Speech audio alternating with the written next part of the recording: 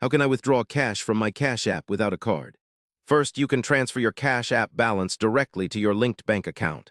Just open the app, tap Cash Out, and choose the amount you want. This method bypasses the need for a physical card, letting you access cash from your bank via ATM or teller. It usually takes a few minutes to an hour depending on your bank's processing times. Another way to get cash without a card is by using Cash App at supported retailers. Stores like Walmart allow you to make a purchase or request cash back at checkout. You just scan your QR code in the app, complete the transaction, and get cash instantly. This option is great if you want cash on hand without needing an ATM or card. Cash App has a handy QR code feature that lets you pay or withdraw cash at certain stores. Simply open the app, tap the QR code icon, and have the cashier scan it. If the store supports cash withdrawals this way, you can get cash right away. It's a secure and convenient method when you don't have your card.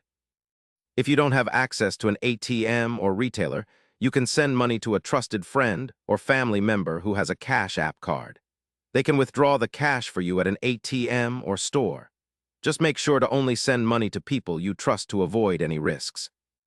Subscribe for daily answers to questions you didn't know you had.